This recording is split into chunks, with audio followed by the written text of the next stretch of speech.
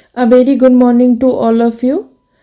Today I will teach you a rule to find the oblique asymptotes. So for finding the oblique asymptotes, what we have to do, we have to find the values of m and c. So for finding the values of m and c, we have to calculate this limit, that is limit x tends to infinity y by x. And similarly for finding the value of c, we have to calculate this limit, that is limit x tends to infinity y minus mx. And after finding the value of m and c, we will put these values in main equation of the oblique asymptote, that is y is equal to mx plus c, where we get the required asymptote of that curve. So first example is find the asymptote of the curve y is equal to x square plus 2x minus 1 divided by x. So for finding the oblique asymptote of this curve, basically we have to find all the asymptotes, whether it is horizontal, vertical or oblique. So for first procedure is that we have to find the horizontal asymptote, we have to find the vertical asymptote, and after finding vertical and horizontal asymptote, we will find the oblique asymptotes.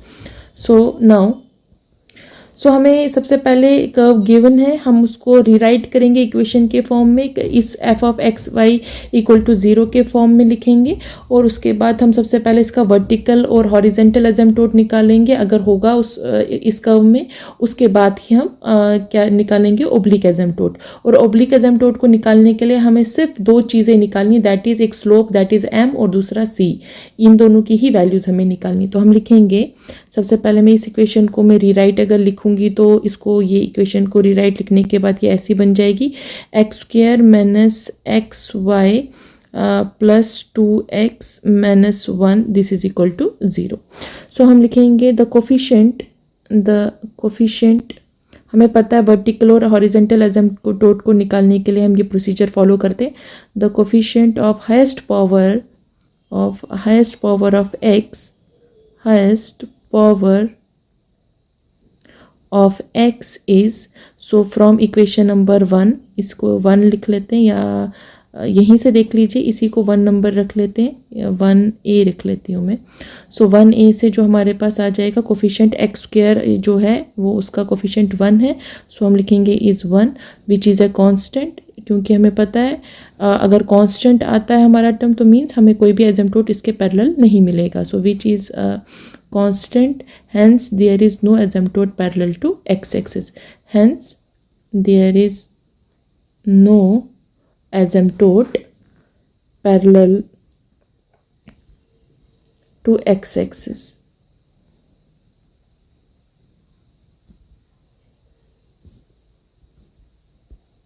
Similarly हम क्या करेंगे, coefficient of y का भी highest power को भी equate करेंगे। So हम लिखेंगे the coefficient of highest power of y, highest power of y in equation 1a, in equation 1a। सो वो बेसिकली क्या है, यहाँ से हाईएस्ट कोफिशिएंट जो इसका है वो जो इस जो हाईएस्ट पावर ऑफ y का जो कोफिशिएंट है वो माइनस एक्स है। सो लिखेंगे इज़ माइनस एक्स। तो हम क्या करते हैं, उसके बाद जो कोफिशिएंट है उसको इक्वेट करते हैं 0 के। सो हम लिखेंगे minus x is equal to 0, और we can write x is equal to 0 is the only asymptote parallel to y axis.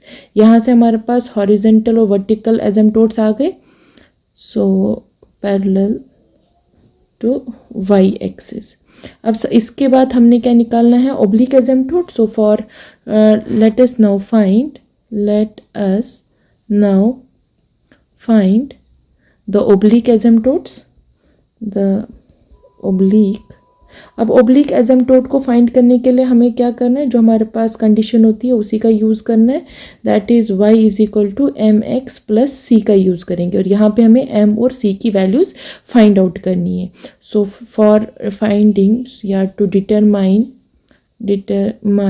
m and c, हमें वैल्यूज़ निकाल रहे हैं हम m एंड c की, तो हम क्या यूज़ करेंगे, जो ऊपर की कंडीशन है दैट इज़ कंडीशन नंबर 1 और कंडीशन नंबर 2, ये दो इसमें अप्लाई करेंगे। सो हम लिखेंगे, so m is equal to limit x tends to infinity y by x. तो एज पर जो हमारे पास इक्वेशन है 1, वहाँ से हमारे पास y की वैल्यू गिवन है, तो हम यहाँ से लिख लेंगे y की वैल्यू इधर से सब्स्टिट्यूट करेंगे, ये हो जाएगा x square plus 2x minus 1 divided by x, और जो हमारे पास ऑलरेडी डिनोमिनेटर में एक x है और उसको लिख देंगे यहाँ पे।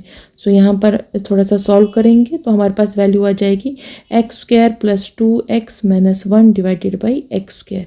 सो एक्स स्क्वायर को हम कॉमन ले लेंगे क्योंकि हमने बाद में लिमिट भी अप्लाई करनी है। सो एक्स स्क्वायर कॉमन आ जाएगा दोनों साइड से, डिनोमिनेटर और न्यूमरेटर से भी, तो ये बन जाएगा 1 plus 2 by x minus 1 by x square. So यहाँ से हमारे पास एक्स स्क्वायर और एक्स स्क्वायर कैंसिल हो गया और हम लिमिट अप्लाई करेंगे। हम limit x tends to infinity 1 plus 2 by x minus 1 by x square.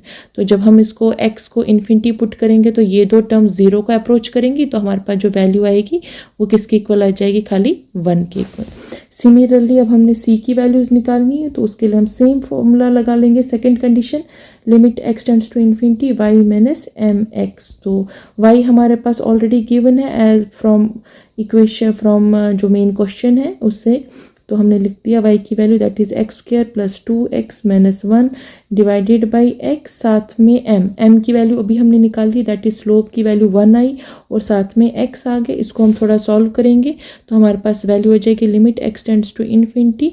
सो मैं डायरेक्टली इसका एलसीएम लिखने के बाद हमारे पास वैल्यू आएगी x square plus 2x minus 1 minus x square divided by x।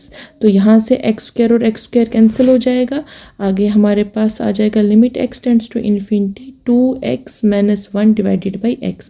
Again इसमें हमें क्योंकि लिमिट अप्लाई करना है तो हम इसमें जो x है न्यूमरेटर और डिनोमिनेटर से कॉमन ले लेंगे और वो कैंसिल हो जाएगा। हमारे पास सिर्फ जो टर्म बचेगी वो बच जाएगी हमारे पास 2 माइनस 1 बाई एक्स। तो यहाँ पे जब हम लिमिट इस पे अप्लाई करेंगे तो हमारे पास जो वैल्यू आ जाएगी वो कितनी आ जाएगी, यहाँ से 2, क्योंकि वो जो 1 बाई जब x इन्फिनिटी को अप्रोच करेगा 1 by infinity is equal to 0। तो हमारे पास सेकंड वैल्यू क्या आई, c की वैल्यू आ गई हमारे पास 2। सो अब हमने क्या करना है, जो ओब्लिक एसिम्प्टोट का हमारे पास मेन कंडीशन होती है उसमें डायरेक्टली वैल्यू सब्स्टिट्यूट करेंगे। सो हम लिखेंगे therefore the oblique asymptote is, oblique asymptote is given by y is equal to mx plus c. So from here y आपके पास इक्वेशन बन जाएगी y is equal to m। Slope कितना आया हमारे पास 1, that is x लिखेंगे सीधा 1 into x plus c कितना आया 2।